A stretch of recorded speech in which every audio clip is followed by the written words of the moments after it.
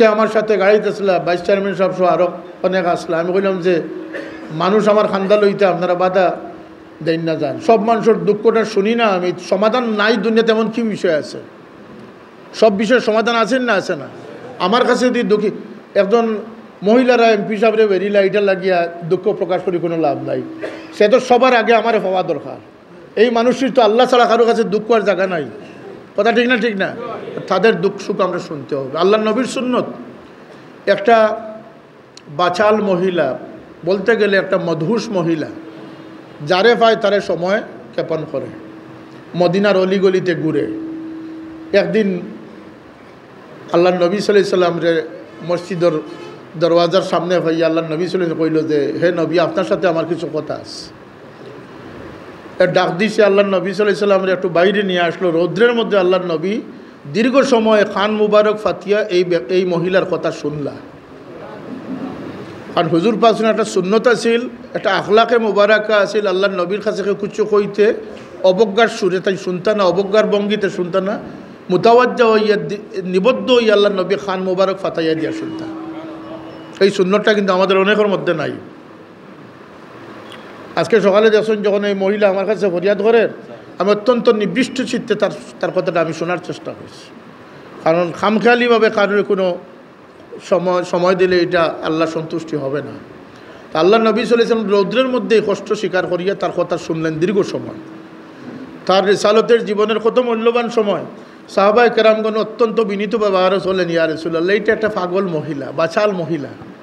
আল্লাহ নবী জবাব দিলেন যে যদি তার মনের দুঃখটা আমি না শুনি তাহলে এই পৃথিবীতে আর কে শুনবে? তিনি তো মা আরসালনাকা ইল্লা রাহমাতাল লিল আলামিন, তাকে তো আল্লাহ রহমতের নবী বানিয়ে পাঠিয়েছে। অতএব মানুষের দুঃখে সুখে মানুষের পাশে থাকাটা, নির্বাচিত হয়ে যাওয়া, আপনারা সংগঠনের সভাপতিরা আপনারা এমপি বানাই লিয়েছেন, ওখানেও আপনারা শেষ হয়ে গেছেন, মনে করুন শেষ হয়ে গেছেন নাকি? আপনার দায়িত্ব বহু গুণে বাড়ে গেছে। এই এলাকার মজলুমদের পাশে দাঁড়ানো আপনাদের দায়িত্ব, বঞ্চিতদের পাশে দাঁড়ানো আপনাদের দায়িত্ব, মানুষের দুঃখের প্রকৃত দুঃখীর খবরটা পৌঁছানো আপনাদের দায়িত্ব। কথা বোঝা যাচ্ছে আপনার? এই বিষয়ে আপনারা আরও দায়িত্বশীল ভূমিকা পালন করবেন। আপনারা এবং আপনার বাইরে অনেক মানুষ কিন্তু আমার ভোট দিচ্ছে, সংগঠন সম্পর্কে জানে না, নামও জানে না, এমন কিছু মানুষ আমার ভোট দিছে না। অনেক হিন্দুরা আমার ভোট দিছে। বিভিন্ন দৃষ্টিকোণ থেকে মানুষ আমার পছন্দ করতে পারে। কেউ ধর্মীয় দৃষ্টিকোণ থেকে পছন্দ করছেন, কেউ মসলকর দৃষ্টিকোণ থেকে পছন্দ করছেন, কেউ বিশ্বস্ততার দৃষ্টিকোণ থেকে পছন্দ করছেন, কেউ মানবতার দৃষ্টিকোণ থেকে আমার পছন্দ করছেন।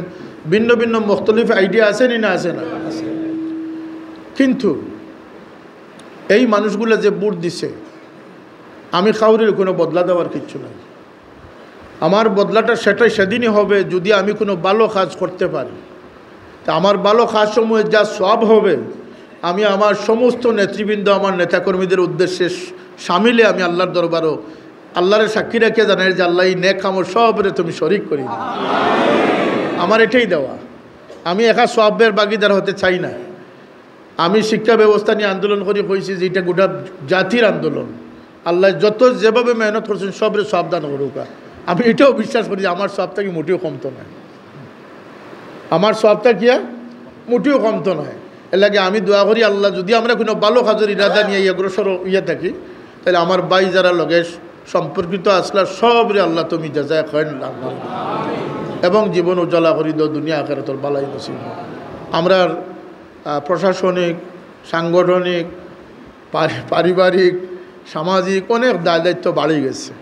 এর লাগে আপনারা এখন অতি দ্রুততার সাথে ফাইতা নাই। তা আপনারা একটু ছাড় দেওয়া দরকার। আমার গড় থেকে আমার একটু ছাড় না দিলে আমি অন্যর কাম করবো কিলা? আমার আলিসলা থেকে আমার একটু ছাড় দিতা না নি আপনারা? মাধবগা আমি তো আপনারা আছি, অন্য ফাইতো না নি আমার একটু বেশি। এই ব্যাপারে আপনারা খুশি থাকুন যান। প্রশাসনিকভাবে আগামীকালকে আপনার মিটিং আছে জকিগঞ্জ, আপনারা আরও খুশি বা খানাইঘাটর ইতিমধ্যে আমি খানাইঘাটর ব্যাপার সেবার প্রায় পুরাটাই আমার যে নির্দেশিকা বা আমার যে কার্যক্রম এটার আমি সমাপ্ত করে দিয়েছি। জকিগঞ্জের আগে খানাইঘাটে গুরুত্ব দিয়েছি, এটার কারণে আপনারা মুখ ফসা হইব না মনে করেন।